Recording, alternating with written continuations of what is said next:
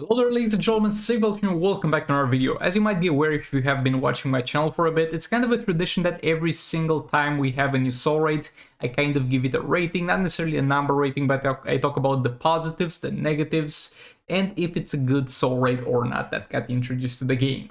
And that's what we're going to do today, but keep in mind it's just my personal and biased opinion. If you have a different one, it's not necessarily wrong. Make sure you leave it down in the comments. Now, we're going to begin with the upsides, then we're going to go into the downsides and into a conclusion. Upsides: no reflective shield bosses. The bosses that in theory should have had reflective shields, because the base characters do, have them purposefully removed. Specifically boss Wonderman and boss Grodd. This is absolutely amazing, and if these two bosses would have had reflective shields, it would have been terrible, a terrible soul raid, because Boss Wonderman is a tier 1 boss that would be a roadblock to new players, and Grodd has Chaos Staggered, and if you add a reflective shield on top of that, it's not gonna be a good time. So I can't stress enough how important the fact that they don't have reflective shields is. Next up, they did, or at the very least tried to introduce some new and interesting mechanics to the bosses. First of all, Boss Joker, it's got the shield, right? When that shield is active, you can't do damage to him. You're going to deal 1 values. You're going to be able to break him. It's not going to make him unhittable, so you can still do your combos the same way. The only thing that you need to do is to kind of be careful not to use stuff like percentage health when that shield is active, because it's going to be wasted. So it teaches some patience, I guess, and it doesn't mess up too much with the way you would play the fight anyway. He's fine. Next up, Boss Swamp Thing is by far my favorite, because so far we've seen bosses that have summons, but so far we had summons as the prisoners in terms of Joker and Dawn of Apocalypse, we had gorillas in terms of Grodd and Rise of Krypton, and it was just frustrating. I've never seen a fight where the boss summons something during the fight in the middle of combat, where it's not just straight up frustrating to play against and it feels unfair. But here you have Swamp Thing summoning Silver Swamp Things. It's just easy to deal with. And it's fun to deal with. I'm glad that I can finally experience this mechanic from a boss without the frustration element tied to it. So I personally really do like Boss Swamp Thing. Tattoo on the Drowned doesn't really change the gameplay that you do against her that much, because she's gonna periodically debuff you or buff you. The buff is gonna give you some damage, and the debuff is going to increase the damage you take.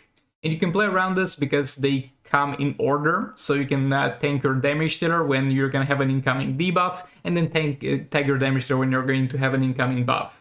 Why it's not going to make that much of a difference, because you can just sit with your damage dealer in the fight if they can do an infinite combo and just not care about it.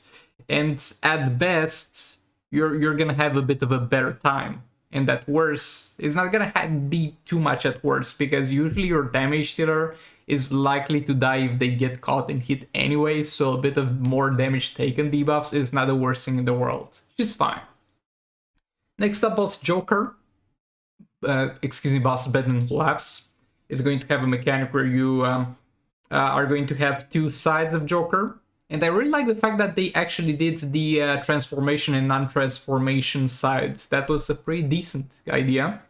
And in one, you're gonna get, in both of them, you're actually gonna get some specific benefits, and at the cost of some downsides. And the point of the fight is to kind of balance the downsides, the constant power drain, and the constant dot damage. And I also do like that, because it requires you to use your brain a little bit. And you actually have to work around that mechanic and interact a bit with it, while at the same time it doesn't feel too abusive or too hard to deal with.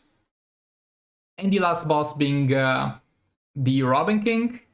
He's fine. Again, they try to introduce a bit of an interesting mechanic with him, which I don't like that much, because I feel like it's a bit too punishing and out of nowhere, because as soon as you drop below a certain amount of health, he's gonna become unhittable. And so when that happens, you're not gonna expect him being unhittable, you're expecting him to not take damage, because that's what it says. For example, I was expecting him to take 1 damage like Boss Joker took, but no, he's unhittable and he's gonna straight up kill your damage dealer. As long as you stay above a certain amount of health, he's gonna be fine. He's the first boss in ages where he doesn't have an infinitely stacking damage increase. Zatanna's gonna stack her damage infinitely. Black Adam's gonna stack his damage infinitely. Mr. Freeze is gonna stack his damage infinitely. But this man, no, he's gonna stay at the base amount of damage that he has at the start of the fights. And the hazard that I thought would be a problem is not that much of a problem, because it's a hazard that moves kind of slow. So you can kind of work around it, kind of leave it behind or get back, and it's gonna take ages for it to catch up. So Boss Robin is fine. And yeah, those are the bosses. Overall, I have to an extent enjoyed them. Most of them at the very least. And overall, I think it's one of the easiest soul raids that got released so far. Not necessarily the easiest, but one of the easiest. Legendary drop is fine, Robin King is okay. I don't personally like Robin King that much, but he's okay.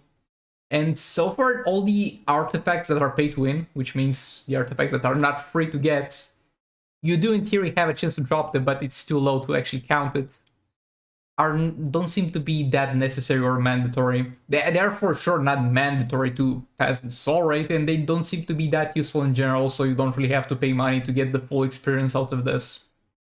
Now into the downsides. The free artifact is bad, and it's a weird thing, I know. Because this artifact is going to give you damage, and it's going to give you relatively reliably damage. The damage on it works, the damage on it is fine, but the artifact needs to do two things to be good. Number one, be the best artifact at dealing damage for at least one specific thing. And there's where the first problem comes in. If the Dark Metal cards and the Crown of Conduct did not exist in the game, this artifact would be absolutely insane, because it would most likely be the best choice for a lot of teams, because it gives you raw damage, and that's something that everybody benefits from.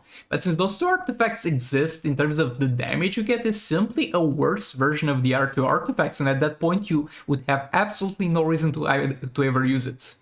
The second way where an artifact is going to be good is if it has a very specific use, like for example the God Killer, that's going to disable the opponent's block, and you can do some infinite combos with it. That's an example. And it doesn't do anything like that. It's gonna be able to interrupt specials of opponents, but I really can't think of many fights where, unless you play very badly, you're gonna take much advantage of that. It's an artifact that kind of gets you out of trouble and mitigates mistakes, but the best way to not do mistakes is to be careful for them to not happen in the first place, rather than prevent them after they have already happened. And yeah, I know it's weird, but in theory, if you were to compare God Killer to this artifact is so much better than God Killer. But because Dark Metal cards exist and Crown exists, this artifact is worse than God Killer, because God Killer's got to doing its own thing. Well, this artifact is just a lesser version of something we already got for free. Another bad thing is, I guess Boss Catuman having special tree disabled is kind of a bit of a roadblock for new players, because a lot of them are going to use Skinflint Sakuman. And she's not a hard boss, but she's just frustrating because new players are going to lose access to one of their most important tools. Another bad thing is the crit resistance and stun resistance all over the place. And the crit resistance is not only crit resistance, it's going to be crit and lethal resistance. For crit resistance, you have Dark Metal cards, or maybe you don't, because the Dark Knight Soul Raids hasn't been around in a very, very long time, and a lot of people don't have the artifact, so they're gonna have a very slow progress against bosses that have crit resistance. And the lethal resistance just kills the Bat Ninja team for no reason. Like, there's barely anything in the game except for Bat Ninja team that relies on lethal attack damage, and Brainiac teams, I guess. So it kind of sucks that it's bundled in together with the crit resistance, but at the same time you don't really have a way to bypass that and avoid it. There's no Dark Metal cards that's is kind of the equivalent for lethal attack damage, so that would be definitely cool. So yeah, that kind of sucks. But that's kind of all the downsides I can think of so far. And in conclusion, yeah, it's pretty good.